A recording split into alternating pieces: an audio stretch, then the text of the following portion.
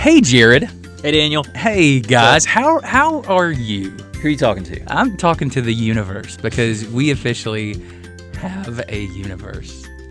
No, we don't. Okay, so you guys may be wondering, why am I here? Well, it's because you clicked a button, which was a link.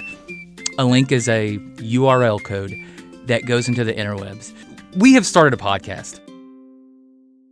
This is something that we have been thinking about now for days. The Lord placed this vision on my heart.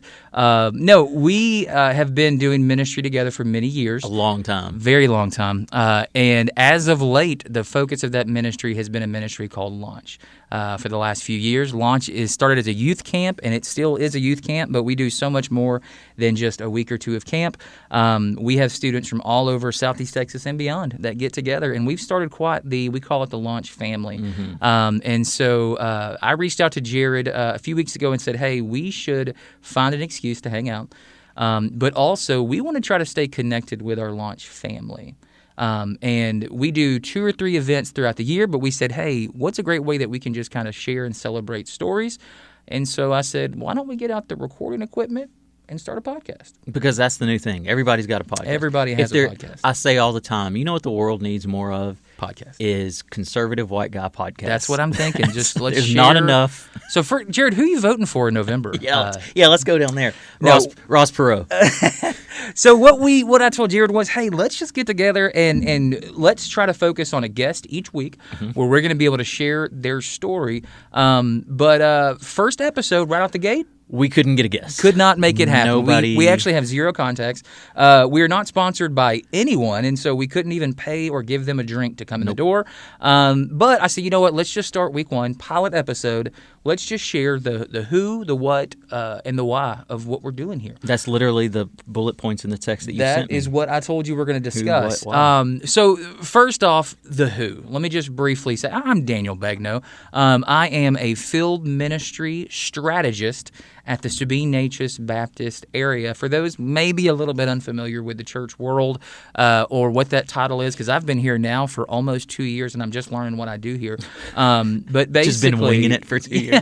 The SMBA, we are an association of about 97 Southern Baptist churches in Southeast Texas from about the Lakes area up near Beaumont. And we believe that even though Baptist churches are autonomous, we are better together. And so kind of the focus of our office is to coordinate efforts between our churches for mission projects to help churches to be equipped and trained and ready to go out and make an impact for the kingdom. And my focus here, after years of student ministry, is on student pastors and youth groups and students specifically. So I work here at the SMBA, and then Jared, tell us a little bit about who you are for those who may not be familiar with you. Well, I'm 6'1", Sagittarius. I enjoy campfires and good coffee. I've been in full-time vocational ministry about 20 years. Got on board with Launch. How long have we been doing Launch together? 8 years or so? But basically the last 7 or 8 years. Daniel kind of took over the reins of camp director when one of our local guys who was the camp director it was the SNBA youth camp for a long time. He moved out of the area, and Daniel took the reins, and we had already been friends for a few years at that point. So I think I preached one of the first camps that you directed, and then we kind of started co-directing stuff together, and now here we are. I'm a pastor in Vidor. I was a pastor for about 8 years in Jasper before that. Born and raised in Vidor, Southeast Texas through and through. What? 409. Throw your visa. Throw your visa up. So the idea behind Launch. So we started as a just Sabine Natchez Baptist area youth camp, but we rebranded with the term Launch about 6 or 7 years ago. And just the heart behind that word and that idea is we want to be a starting point for students in their faith journey, whether that means they're going to get saved at our events, at our camps, or whether that be the beginning of serious discipleship in their life. But we don't want to be an ending point. We're just a launching point. Yep. So our goal is to send students out equipped and trained and ready to go make a kingdom difference right now in their churches, but also in the years to come. Yeah, I remember when we were rebranding and I had heard I guess you call him a poet or a spoken word artist, a guy named Propaganda, and I had gone to a conference in Atlanta where he did one of his pieces, and at the end of it he said something along the lines of, "This isn't a conference, it's a runway." So when you leave here, you better be flying. Yeah. And so just that same idea that we don't want kids to just come to camp and have a camp high and then go fizzle out for the rest of the school year. Yeah. But then tying in stuff like the launch conference and then the weekends, kind of the D-Now stuff that we've done. Yes. Like you said, just a launching point. Yeah. We're going to say that a lot. A lifetime of faithfulness. And then our tagline, which Daniel came up with just this last year, start here, don't stay here. Yeah. So it's a lot of fun. So start here, don't stay here. The mindset and idea behind that is really the heart of Launch, which is we want to be – now, we have to always make sure students understand when we say start here, don't stay here, it doesn't mean don't come to camp once and then never come back because that's always a concern of ours. But no, the heart behind that is, man, let this be a starting point of your faith. And I can almost guarantee you, if you grew up in Southeast Texas, you've been to East Texas Baptist Encampment in Newton, Texas at least once, maybe for boys camp or girls camp or a youth camp or retreat or event. Everybody knows about Newton Camp. But one of the things that sometimes makes me sad is whenever I bring up the work that I do and I mention Newton Camp and somebody says, oh, man, I remember that was the best experience of my life. And I'll say, oh, cool, like what church you plugged into now? Well, I haven't been to church since then. Yeah. They stepped foot back at their home church after camp and then never returned. And so we want to be a launching point. We want them to start here, but don't let your faith stay here. Take it with you wherever you go and continue to grow off that. So with that idea in mind, let's back up then. Go ahead. So, I was going to say with that idea in mind, so let's go all the way back because you went as a student. Yeah. To Newton so let me say this: the way that we want to formulate when we have guests on this podcast, we want to look through the lens of start here, don't stay here. That's how we're going to kind of be able to tell our story. So we'll start with the question: where did you start? How did you start? So for me, you said it. I started in the summer after my 7th grade year. I had gotten plugged into our youth group. I grew up at Central Baptist Church over in Begnaud. What up? And our youth pastor, Kyle Warren, had invited us to go to Newton Camp for the first time. And so as a young, spry 13-year-old, I went and absolutely loved it. And then, as it would be, continued to go each summer through high school. Were you already saved? Yeah, so I got saved at a young age. So I was probably like VBS 3rd grade or so. Made a decision that I knew I was supposed to make. Growing up in church, you kind of you go through, I guess, the motions. Yes, the next step. I have an older brother, 4 years older than I am, who had made a profession of faith. Who I saw that, and I knew that he got the attaboys, and that that's what the Bible teaches us. And so made a decision at a vacation Bible school, was baptized. But then, really it was more in my head than my heart. And so got plugged into our youth ministry, and then we had a big revival event, crusade at our football stadium, and I invited a lost friend to come. And while we were in that service, I heard the preacher speak, and I heard the very clear evangelistic message, and I began to realize that the students that are in this student ministry that I've been a part of now for several months have something that I don't, and that's like a real active relationship with Jesus. Like I knew who he was, but I hadn't really, done anything with my faith. And so that night, my friend stood up and went to the front, and then I remember he looked to his left, and I just followed him, and he was like, "Are you here with me?" And I was like, "No, I think I'm here for me." And so, was counseled after that. Wasn't until my senior year that I went ahead and got baptized again, because I realized baptism is really supposed to follow true salvation. Yeah. And so, stayed plugged into the youth ministry, plugged into camp. Whenever I was in high school at Newton Camp, realized that this is something that I feel the Lord is calling me to continue to do for the rest of my life. And so I surrendered to ministry. I think that was like 10th grade, and then began preaching some very short and probably not very deep sermons through high school. My small group leader at camp one year, I mentioned I was surrendered to ministry, and he was like, "Well, where do you preach at?" And I was like, I talk at our local CIA, Christians in Action group. He said, "Come preach at my church." And so, like Sunday morning, well, big church? Sunday night. Then I didn't know this, but he went to Kyle, my youth pastor, and got us signed up to go. Yeah. So Kyle was like, "Hey, by the way, we're going to their church next Sunday night, and you're preaching." And so I thought, I've seen Kyle do this a dozen, 25, 30 times at this point. This would be easy for me, and I'll preach a whole 4-night revival. I hope Kyle hears this. Yeah, absolutely. I'll tell him this. I saw Kyle do this. I was like, if that dope can do it. Oh, my gosh. And so I got up there, and I had my notes, and I read through them like 3 times from the pulpit, and it was like 5 minutes in, and I was like, the Holy Spirit better take over. And revival did not break out. But just continue to stay active. And then I was one of those guys who, when I graduated, I said, I'm not going to go back and be that 18, 19-year-old at youth camp as a counselor, and did not intend to. But like the week before camp, the youth pastor that was there at the time reached out and said, "Hey, we had a volunteer back out. Can you come be a chaperone?" And so you keep trying to get out, and they keep pulling me back in. And so I went back. Like the Matthew McConaughey That's character. it. Yeah. They keep getting younger. Yeah, that's weird. And so I went back, and then the next summer I'd begun interning there at Central. And so, I kind of feel like Pat from the movie Heavyweights. He was the counselor that had been there for like 30 forever. years. Minus COVID, the year of COVID, I've been at that camp every summer since I was in the 7th grade, and so that's a pretty unique thing. And so that's how I started. So Jared, why don't you tell us a little about your story of how you got started? So similarly, I grew up in a Christian family. My mom was a church secretary, and I mean, I was like the poster child of our children's ministry and then youth ministry, and I was saved and baptized when I was 8 or 9. I don't remember exactly when it was, but there was never any. I never had any periods of doubt or anything like that. For me, it was just in my DNA. It's just always been a part of it. Then I surrendered to ministry at the Newton camp. It was the summer before my senior year, and I had planned on going to college at Lamar and being an English major, kind of toyed with the idea of doing music and teaching or writing or something along that line. But then I don't even remember what the preacher was talking about, but it was like a Wednesday night. It wasn't even Thursday night when you're supposed to do it. I know. That's a real Holy Spirit move. Broke rank, and it was like the Wednesday night, and I just felt the Lord saying, "Hey, you're going to do this full time. You're going to do this this is going to be your job." And so, decision time came, and I grabbed my youth pastor, Brother Jeff. We went out in the breezeway and talked about it, and he was like, "Man, we knew this. Like, men in the church had already kind of had their eye on me to, like, they knew before I do and had been praying for me, and so that was cool to hear." And then as soon as we got back, same thing. I was a senior then, going into my senior year, and he just started giving me chances to teach small group studies and lead Sunday school classes, and we lost our music minister for a while, and so as a 18-year-old senior in high school, I led music in our church until, probably 6 months or so, until the next year when I went to ETBU, got my preaching degree there,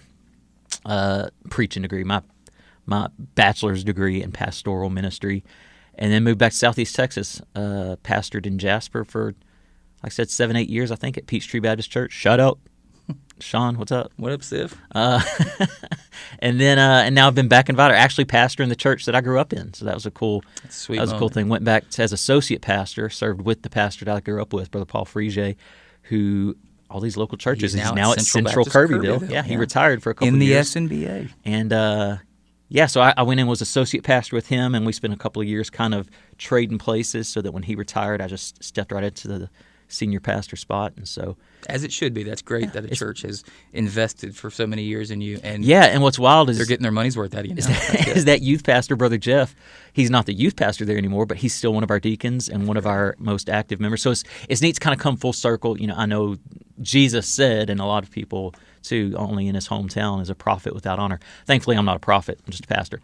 And it's really neat that some of the same guys and even couples that I grew up in the youth group with their kids, I left for 15 years or so, and now I come back, and now they're my peers in ministry, and we're working side by side. So it's really kind of cool, full circle thing that the Lord's done, and we're just happy to be here, man. That's good.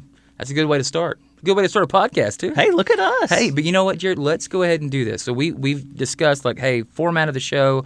How do we want to kind of let the flow go through this? And we both agreed we're going to do not an intermission, but we're going to take a quick break from the start here, don't stay here. We're going to get back to what the Lord is doing right now in our ministries, in our lives, in our families. However, we wanted to have a quick segment where we plan to ask our guest 10 random questions. Now we're going to insert some sound effects here? Yeah, of course. Pew, pew, pew, pew, pew. Pow, pow, pow. Oh, my. What? Scandalous. I don't know. Just weird stuff. I thought you were doing like the, bow, bow. Bueller. So we will be asking 10 random questions. But today, Jared, what I told you was that, Jared, you find 5 random questions for me.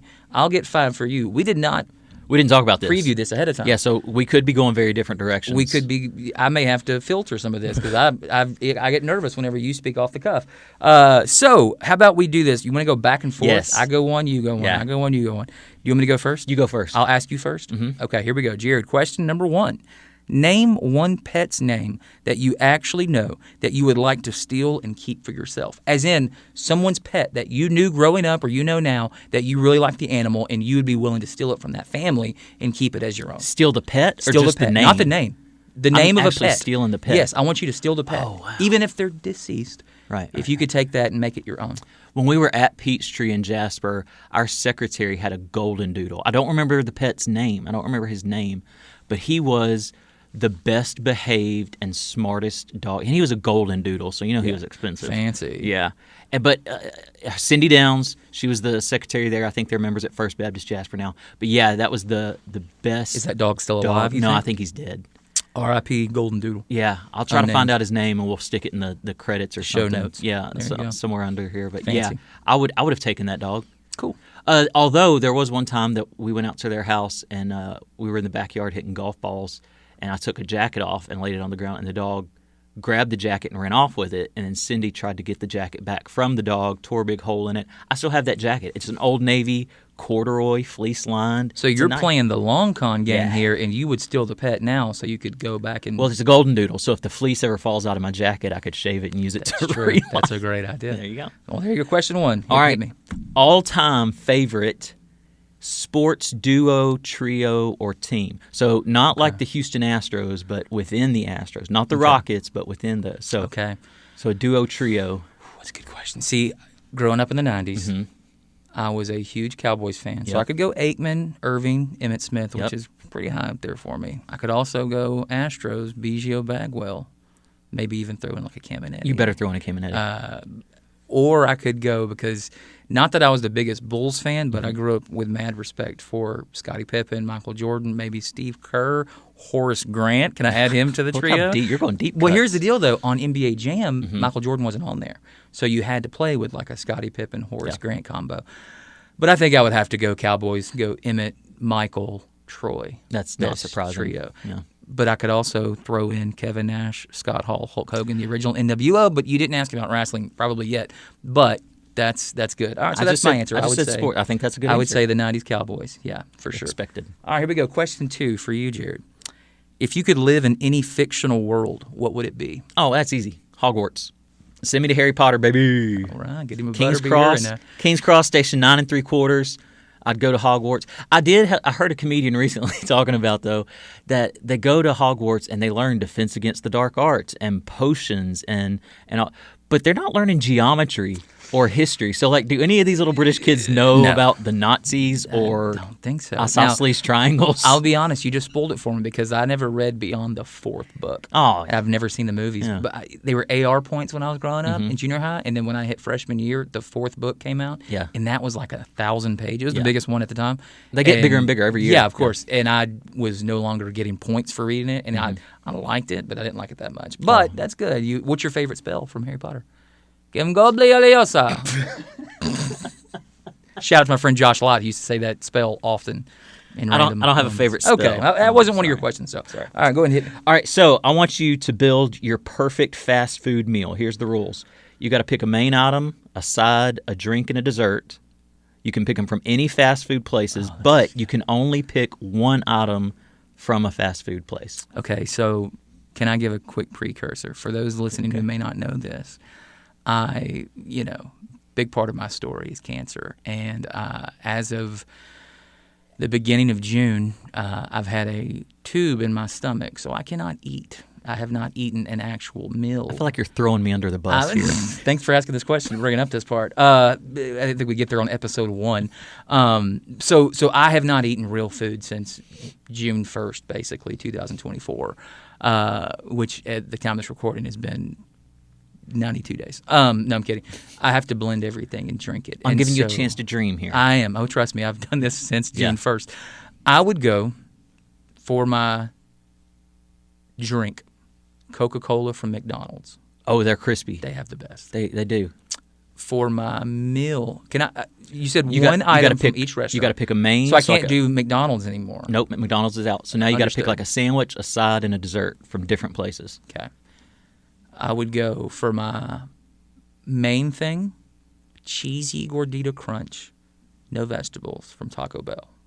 That's pretty small, right? I don't eat No, I don't eat it's- Taco Bell, so yeah, it's not small. It's because I think pretty like hefty. you're not going to get one taco at Taco Bell. You got to get No. 2 or 3 at And least. see, here's my question. So, like, if I did the combo there, I would Nope. get 2 soft tacos with it, but I can't do that. No, you can't do Okay. that. So cheesy gordita crunch Cheesy gordita from crunch Taco Bell. We got a from Taco crispy Bell. Coke from McDonald's. For my side, Mm-hmm. I think I would do. Let me think. Chick-fil-A waffle fries. Okay, that's respectable. What kind of sauce? Chick-fil-A sauce. Okay. Nothing but the best.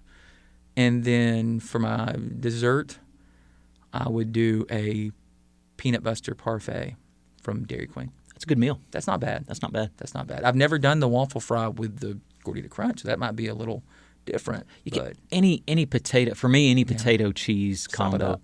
Sonic cheese tots Makes sense. Yeah, anything. Any. well, now I'm hungry. Thanks, Jared. I'm gonna have a shake later. It'll be so good.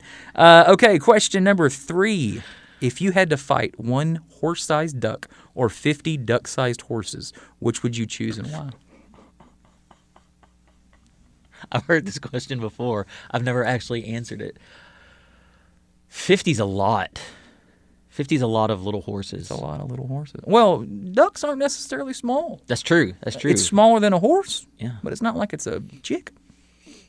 Or one horse-sized duck, and they. That's ferocious. All right. You ever had a duck come at you? One question. I live in Gum Slough. I have. My neighbors have ducks. Does he have fly? Can he fly?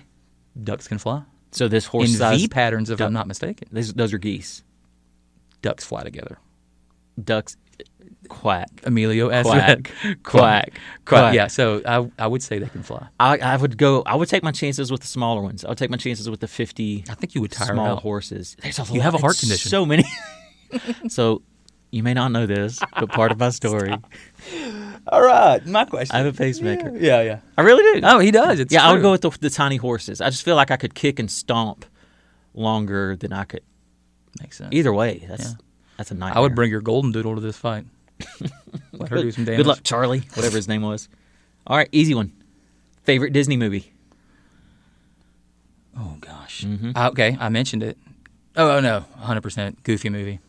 Really? I started to go Mighty Ducks too because my kids love it now and it's a fantastic film. It's weird that you probably my wouldn't- favorite sports movie. that But your mind went to a totally different branch of Disney. Like you didn't even go, Lion King, Little Mermaid, oh no, Goofy Toy movie. Story. Goofy 90s movie. kid, man. Best soundtrack, best movie. As a kid, I was Prince- 100% pro Max. Prince now was I'm like involved. Goofy was absolutely right. Go fishing with your dad, kid. Prince was in that soundtrack. No, he wasn't wasn't. Tevin Campbell.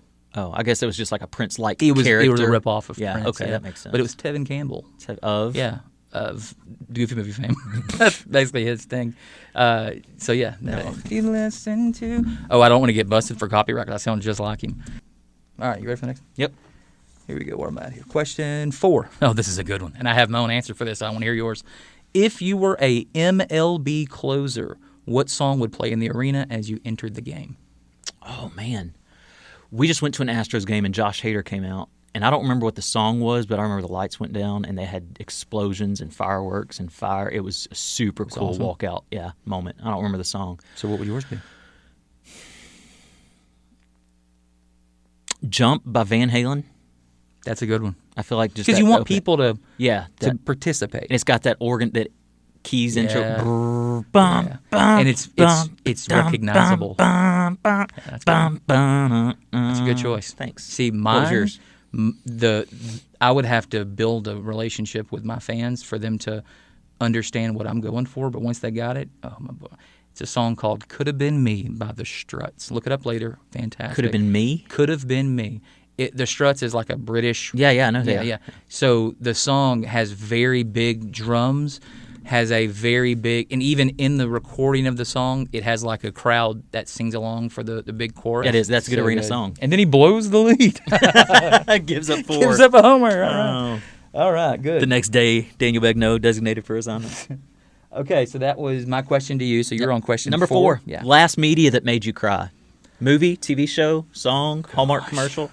The last media that made you cry. Even if it's just a little teary-eyed. Sure. I'm trying to. I'm think. like you. I have an answer for this one. Yeah. You want me to answer while you're thinking? Yeah. For me, it was Inside Out 2. I took my daughter to see Inside Out 2 over the summer. And as a guy who's dealt with anxiety stuff, Have you seen it? I have not seen Well, the second spoiler one. alert for if you haven't seen it. There's the big climactic scene where anxiety That's like the main character in for the this one, girl's right? brain takes over the controls, and she has a panic attack while she's playing a hockey game. And they did such a great job of like capturing the. I've heard people who deal with anxiety that it was kind of hard to watch. Yeah. Yeah. It was. So I got teary eyed watching that and then I talked to my daughter afterwards. Like that, they perfectly captured the kind of the emotion, the feeling. Makes sense. Of it. So. Shout out to Pixar. Pixar's Yeah. always cranking out the They do have tearjerkers. some good That stuff. opening scene from Up. Oh my gosh. Good. Rip my heart out. Come on. That might make me cry right now just thinking about it. So I have trained my kids well, and their favorite television show is Full House. Watch it just about every day. I can't believe you just said that. And, We'll come back. Okay, my daughter, sweet Ava, is 4, and she is a little tenderhearted, and there's a scene where we have to skip the episode every time now because it makes her cry because Michelle cries when Uncle Jesse, after he's married to Becky, they leave to go live at Becky's house for like 10 2 minutes. episodes. Yeah. And they have this moment where like he gives her, I think, the pink bunny, and they cry, and it makes my daughter cry. And so seeing her react to that got me a little, teary-eyed. And now we laugh about it, but because literally anytime an episode pops up, she's like, we got to skip it. We can't watch it. Not this one. Yeah, no. And so I would say that's probably, and that was in the last couple weeks. So literally this morning, I remembered the name Jesse Frederick. Do you know who Jesse Frederick is? I don't. You ready for this? He was basically the Tom Brady of late 80s, early 90s sitcom theme songs. Listen to this resume. The same guy. I did a research. I can guess. I did a thing on him probably 10 years ago. I wrote a blog about it. Family Matters? He wrote Family Matters. Step by Step? He wrote Step by Step. 2 more that were huge. Full House? He wrote Full House. Did he write and perform these? Or Yes. Just write? Okay. You're not going to get the last one. Okay, what is it? Perfect Strangers. Okay, yeah. Balky. Larry Appleby and Balky. He wrote and performed all 4. Again, Family Matters, Perfect Strangers, Step by Step, Full House, Jesse Frederick. Banger after banger. I mean, that's a dynasty. That is really good. Yeah. So. Interesting. All right. Last one. Last one for you. If you could be an animal for a day, what would you be? Some kind of bird. Dear God, make me a me a bird buzz, so I can fly far away. Yeah, some kind of bird. Okay. Really any bird? Can I? I guess I You can be a pick it. specific bird if you have a bird. Peregrine falcon. Is this Harry Potter? No, this. Okay. I want to be Harry's Patronus from book 6. No, peregrine falcon is the fastest. I remember this from middle school science. Everybody, you just know weird animal facts in middle school, right? Yeah. Or was it just me? My son is currently checking out books about cobras and whatnot from the library. So Yes, he's you just full know of facts. stuff. Yeah. Fastest diving speed of any bird. What you swooping down world. for? A cheesy Gordy to crunch, Hey. some waffle fries. Right out of my hand. Your lunch. Oh. Because if it's me, I know you. Good luck eating it blended, you bird. All right. Well, that's good then, bird. Good luck, That's bird. good. So you just want to fly around? You just want to. Can that be the title of this episode? Good luck, bird. It's good. All right, last one. All right. Yeah, hit me. Right now, currently, what is your favorite phone game or app? I have to go with Marvel Snap. What is that? So Marvel Snap is probably the nerdiest thing that I currently do. Is it like a card game on your phone? It's kind of like now here's the deal. I once called it like Magic the Gathering, but Marvel, and then my friends in my alliance told me that that's way too nerdy to describe it. So shout out to Brian Whitmire, Josh Lott, TJ Jacobs. Hey, guys. And then there's one other guy that Josh works with. I don't know personally, but we have an alliance together. Oh, so you play in teams, like you, clans. You can. Okay. You don't have to, but if you're like really good at it, you can join teams. And I was recruited to join their team. I have a group chat with these guys via Marco Polo and also text, and we talk every day. We've been best friends since like junior high. We talk every day. And for the last year, they've talked about Marvel Snap and all the points they're getting and all the stuff they're doing. And it's on your phone, but it's like a card game. And I've tried it once, and it was kind of confusing, so I gave up. And for a year, I've ignored all their messages about it because it was just over my head. But then about 2 months ago, I thought, I got a lot of time on my hands right now. I'm at home recovering. I'm going to try it. And I jumped in, and I love it. And it's basically, it's all Marvel characters, and you play against random people online, and you try to play your card to try to beat with your strategy there, and it's addictive. How do you get new cards? You have to. You have to buy them? No, I've never spent real money that my wife knows about. Just kidding. But like you, when you win games, you get points. You have to build up points, and then you can get packs. different cards in packs, and you can unlock characters, and so you build up, and you get from pool 1 to pool 2. I'm in pool 3, no big deal. So that's Marvel Snap, 100%. I played Pokemon cards online for a little while. My kids got into the characters and collecting the cards, and every time they would buy a pack of cards, it came with this little digital card that you could scan and get a digital pack. Oh, yeah. And so I would take those and scan them and rack up. Yeah, learned how to play the card game with them by playing it online. Yeah, my son's a Pokemon, but I don't understand it. But whatever. There you go. Maybe he'll recruit me to his alliance one day. So that's our rapid randoms. That was not as rapid as we thought it was going to be. We camped on that for a little bit, but we could always gut at it. But that's good. So let's get back into the meat of this podcast. We started, and now let's talk about the idea of don't stay here. So Jared, you mentioned your family. Tell us a little bit about what life looks like in 2024 for you. You mentioned where you're serving, but tell us ministry, what's going on, what's exciting you right now, what are some great things the Lord is kind of doing in and through your life today? Well, Elizabeth and I have been married for 19 and a half years. Our 20th anniversary is in May. Let's go. Yeah. My 20th high school reunion is next month. So what year did you get? 05, I graduated. We got married in 05. Look at us. Look at us. I feel like the old man in the room. I'm telling you. I could have officiated your wedding. No, I couldn't have. Yes, coming up on that. Got 3 kids, one in high school, one in junior high, one in middle school. So 10th grade, 8th grade, and 5th grade, I think. We can edit that if I got it wrong. We'll put their names in later. It'll come to me. It's crazy busy because they're all in extracurriculars. My daughter does dance. My boys are both in after-school stuff. In the spring, it'll get busier because they do the fishing team, and so I had to buy a boat, and I'm their fishing team captain. And so life is crazy busy, but it's good. You're not there yet because how old are your kids? 4 and 8. So with my oldest son especially, we're getting to the point now, he's a sophomore in high school, where we've done a whole lot of raising him, and now he's kind of growing into a lot of the things that we've been trying to teach him. And so it's frustrating to see when he's acting like a typical teenager, which they all do. But it's also at the same time really cool to see those moments. Like a couple of weeks ago on a Sunday morning, all the students came out of the youth room at our church. And I didn't hear about it until after church was over because I was getting ready to preach and everything. But after church, my wife, Elizabeth, said, hey, did any of the youth tell you what happened in Sunday school this morning? I said, oh, geez, no. This what? Is not good. Yeah. She said, about Sam. And I was like, oh, what did he do? And she said, no, that they were studying. Their Sunday school lesson that morning was in 1 Samuel. And he said, yeah, I wrote that. And Shayla, who is one of our launch leaders, and she's our youth leader, she was leading the class, and she said, okay, first of all, you didn't write it. And then one other kid said, hey, if he wrote it, he should lead the lesson. He should know all about it.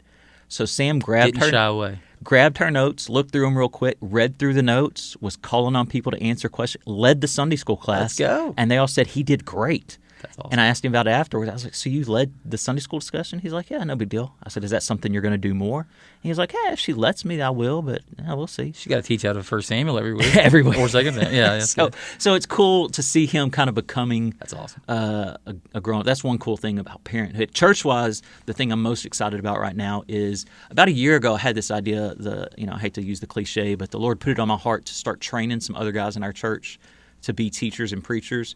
I don't think the pastor should be the only trained teacher or preacher in the congregation. And so, because you read the spiritual gifts, nowhere in those lists does it say, by the way, only one man per church is going to have the gift of teaching. And so I started kind of reading some preaching books and putting together a syllabus, a curriculum to train some of our guys. So we started that about 4 weeks ago. And we've had, it's not just a men's Bible study. It's a class specifically geared toward men in the church who want to teach or preach better. And so that really narrows the field of guys who are willing to do that. But we've had 8 or 9 guys there every week for 4 weeks now. That's awesome. We just opened the Bible and we've talked about, what is the difference between like preaching versus a TED Talk or a lecture. We talked about, but we had the title of my second week was Preparing the Messenger Before You Prepare the Message. And we talked about personal righteousness and holiness and devotion.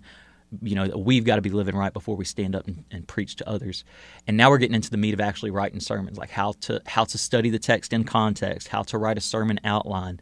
Next week we're going to talk about illustrations and applications. And so it's been really cool to see, again, 8 or 9 guys of our core guys, leader guys in our church showing up and just eating it up, man. That's awesome. Yeah, it's really cool. And it's going to give me kind of a bullpen of guys that if I want a Sunday off or if I call in sick, that I've got this stable of guys there. Yeah. ready to go. That's so fantastic. It's Train really them up cool. well. That's good. Well, and it was kind of reinforced by I was getting this ready and had already started inviting some guys to it and getting ready for it when we went to the SNBA men's conference. Mm-hmm. And the theme of that conference was 2 Timothy 2:2, where it says, the things you've heard from me entrust to faithful men who are able to teach others. And so we took a group to that men's conference and we left and they were all like, weren't we just? I said, yeah. So Boom. The Lord's in it. Better see you Sunday. That's it. So it's been cool. That's awesome. What about you on your side of things? Man, so I mentioned where I started was at Central, and when I was 18 years old, I went and said, hey, I feel called to ministry. How can I plug in and serve? And I thought they were going to give me the Sunday morning pulpit. Hey, by the way, let me just interject here because I know that we use the phrase called to ministry. Sure. We mean called to vocational ministry. Absolutely. Everybody's called to ministry. If you're a Christian, you've got a ministry. That's Whether it. you're a teacher, a nurse, or a homemaker, you've got a ministry. So Yeah. forgive us if we use that term. We're not slighting anybody. Absolutely. We mean vocationally. Absolutely. So So I felt that calling, wanted to serve, and praise God that I had a pastor and Paul Swearingen was our youth pastor at the time, who said, hey, we'll give you some chances to serve. We're going to give you the first and second grade RA Wednesday night class. And so I started as an 18-year-old teaching in that class and kind of first chance to prepare some weekly Bible stories and learn how to handle a classroom of kids. And now full circle, so I served at Central as a youth pastor for 7 years and then came to work here at the SMBA about 2 years ago almost. But I'm still a member there and still actively involved in the church there.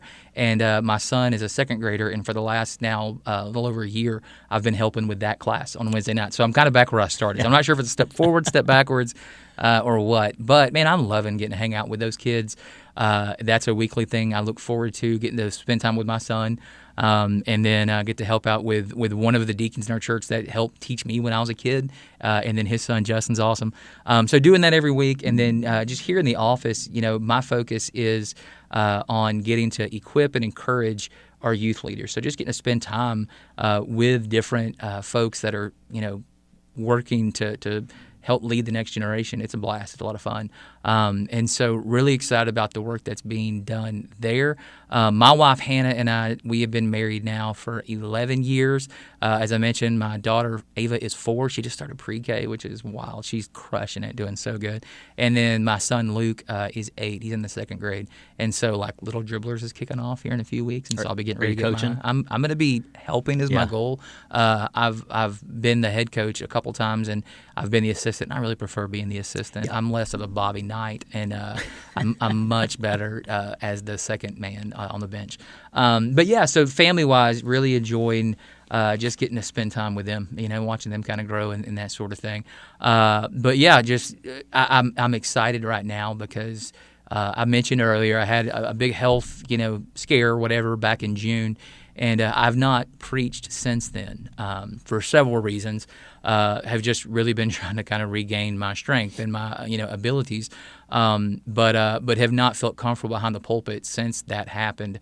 But I'm getting to preach from the time we're recording this. It'll be next Wednesday night for a Saudi Pole Rally. Thing, and so I'm really excited about that.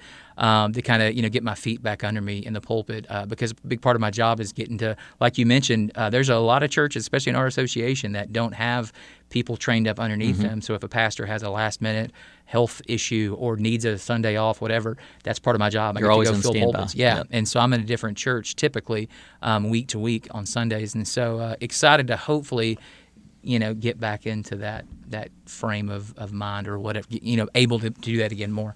So that's kind of where I'm at right now, and just thankful to be here, thankful to continue to get to do what I'm doing, because it's been a tough road, but I'm excited for the direction things are headed. Something you said made me think about just kind of our peer group in this area, and I'm glad that I'm past, I think for a lot of young guys, fresh out of college or seminary, getting their first jobs, they have dreams of building huge churches and getting big platforms and big. I'm really thankful for our area and kind of our peer group and the guys we serve with, that we're all at normal sized churches. I think some of the biggest churches in our area might run in our association might run 300-400 on a Sunday, but most of them are around between 75 and 150. The majority of our churches are, and I just love being peers and friends and colleagues with other guys who are at these average sized churches, just doing average stuff. Rusty Mott, friend of ours, he's my pastor. Your pastor at Central. Shout out, Rusty. Welcome back to Texas, buddy. The other podcast that I had was, a 1 hour a week, part 2. But he sent us a long text message the other day, kind of in that vein that most of the pastoral work, some of the best ministry happens just in the day-to-day, kind of in the trenches. Nothing flashy, just sitting with people, just visiting with people, drinking coffee, talking about the Lord, praying with people who need it. And I'm just grateful to be part of an association that doesn't say, you got to be bigger to be better. Yeah. That wherever you're at, just plug away, man. And I told Jimmy this about a month ago. Whenever I was at home during camp and not able to be there, I was in my emotions all week. But I had told him just how grateful that I am for the opportunity to serve where I do. Because, for me, even whenever I was in the highest points of ministry at Central, when I would, we'd see 75, 100 students each week coming through our doors, and just awesome how the Lord was moving through that. As much as I love that, one of my favorite things was getting to do community events and things with other, to tag along with sister churches that may be the same size or maybe a fraction of what we're running, but able to do more things together, whether that was D-Nows and other, Salute the Pole stuff, and even being in Begnaud, we have the Red Bud worship service. I love when churches can come together and do those things. So the fact that now I get to serve in a role where that's my job, is to network people together and try to accomplish things. And Launch has been a major driving force behind that. And I love that we get to gather people together to do things. So speaking of that, let's kind of start to wrap this up. And this is a question we want to try to ask our folks each week. And I want to ask you this, Jared. Can you think of a favorite Launch memory? Oh, man. There's so many. It doesn't have to be camp. It can be any launch event, right? So I've got mine. If you want me to share mine real quick. You go first, because I have one in mind. Okay, so mine, we can go spiritual, man. The Lord has moved in mighty ways. We've seen crazy just stuff. Incredible things the Lord has done. But I'll go for a fun one. So shout out to David Gentiles. I know where you're going. David is one of our favorite people. David led worship for us for like 2 or 3 years in a row at different launch events, retreat, camp, etc. And David has one of the best hearts for the Lord, one of the best gifts for leading worship, not singing. Incredible voice and incredible musical abilities. But David's ability to step into a room, to connect with students, to lead them in worship and explain what we're doing and walk them through Scripture is second to none. But David's voice sounds a whole lot like Neil Diamond. Neil Diamond. He is and we always made that joke, and David's heard that 1,000 times. But we do a thing at camp every year called the Campy Awards, and it's just the culmination of the week. It is a blessing and a curse. And I always joke because it was our brainchild a few years ago. At the end of the week, we give away these dumb, stupid awards. All the kids and the adults dress up. We call it thrift shop. What is it? Yeah, thrift shop prom night. And so everybody wears their $3 tuxedos and their old prom stuff they bought at Goodwill, and we just have a blast with it. And we asked, and David agreed, to open the night and bring you and I to the stage by singing Sweet Caroline. And every kid in the room was on their feet singing with him. The room exploded. I've got a video on my phone that I will from time to time just pull up that memory and watch it, because it was like a hard, long week. We planned these things out a year plus in advance, and so it was the culmination of, man, this is all the hard work we've done. It was a Thursday night, so the Lord had obviously moved during worship and church group times, etc. And then it was like, we're going to end this thing on a fun high, and having him come out and sing that. And it was just the cherry on top of the beautiful Sunday we had that week. And so that is up there for me as one of my favorite all-time launch memories. All right, similar vein, because I like you said, there's so many. We've been doing this for 10 years or something now, different events. This past summer, perhaps the funniest moment of any Campy's Awards. Jeff Lofton had a youth intern named Garen. Garen, yeah. All-star guy. He came Service squad, shout out. He came week 1 as a service squad member and served with us, and then week 2 he came back as a student. Well, he and Jeff won I think it was the cornhole tournament that we had. And so we are giving out the trophies and the awards. And our rule, if you haven't been to Launch Week, our rule is that if you get an award, you have to come on stage and give an acceptance speech until we start the cutoff music, the shut up music like they do at award shows. And sometimes we start it immediately. Like the kid will go, well, I want to thank, and then we hit the play button. Brinkman. Shout out to Brian Brinkman.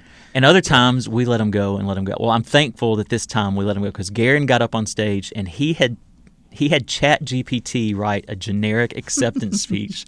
So he got on stage and literally said, "Good afternoon, insert name of organization here. I want to thank everyone who made insert name of award possible.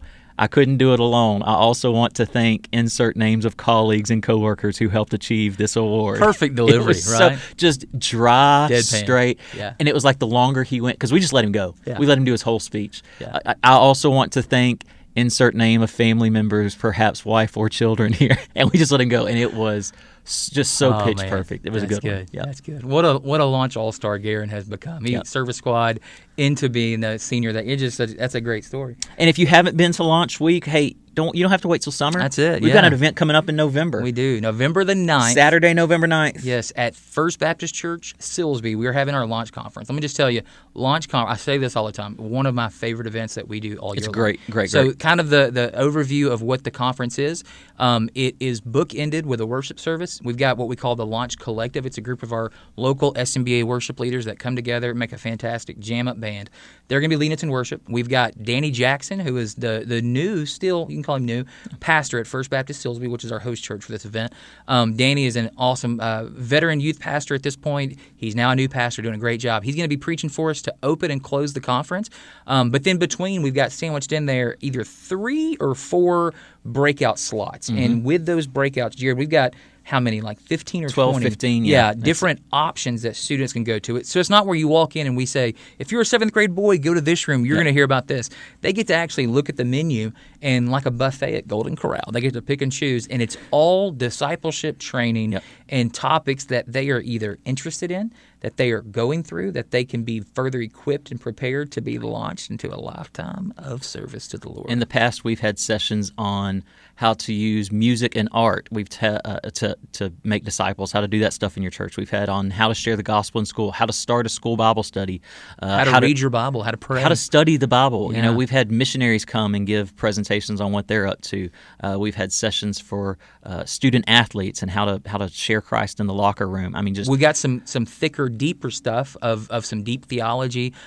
Shout out to Jimmy Neal, our DOM, who always tackles one of the biggest topics we he's done one on church history, and the room was crowded. He connected Jesus through the Old Testament in 45 minutes. It was incredible. And so we've got in fact, today, after we finish recording this, our team's getting together to finalize all of our breakouts. Yep. And so it's for students 6th through 12th grade. Saturday, November 9th. It's $20 a person. What does that get you? Well, that gets you a fantastic conference. Bing. That will get you dinner at the church that night. Bing. And then that allows us to be able to bring in multiple breakout session leaders, all the best that we can get. And it's from 1 to 7. We've got it slated for 1 to 7 o'clock. Yeah, and so that means Friday night, you guys have your late football game road trips.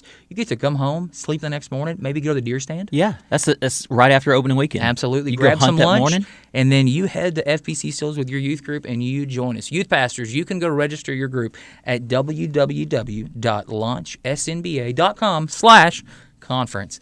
And we need a head count of how many you expect to bring, but you can get all the info there for registration. Shout out to us if you have any questions for that. We'd love to answer them. We'd love to be a part of our upcoming launch conference. Launch conference.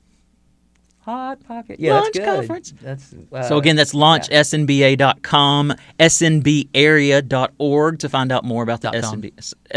snbarea.com if you want to find out more about the SNBA and our partnering churches. That's right. We shout out to them for supporting us and Better Together. The stuff that we have to record these great things. And so, hey guys, listen, we're excited for where this thing is headed. Can we give a teaser as to who our first guest is actually going to be? How are we going to do that? So he is perhaps one of the biggest hits of camp every year. He is a great character. We've never publicly, my wife said, are y'all going to actually reveal that he's who this is? And I told her, I don't know, we haven't really discussed that. But we're going to have Budget the Bear as our first guest, but it's, the guy behind the mask, if you will. So the boy behind the bear. That's it. So stay tuned to hear his story, man. We are super excited for Zach Belknap. Let's go ahead and ruin the teaser and just throw his name out there. So he's on the hook now, but we're excited to have Zach be a part of this thing. Me too. But hey, we are super excited for where this thing's headed. We want to hear your stories. And so if you are a launch leader, youth pastor, volunteer, adult, student, if you are part of the Launch family, we would love to hear your story. And so let us know if you're interested in being a part of this. I think I've already slated like 30 episodes. I've got guests kind of lined up and prepared, but we can always add you to the list. And so we want to hear your story. And then one thing I want to quickly say is this. Leave us a comment. We're going to make a post on our Launch SNBA Instagram channel. And we want you to comment what you think the random question should be that we're going to ask our guest. So maybe we'll give you a shout out if you end up if we use one of your questions. But you can comment on our post on Launch SNBA Instagram.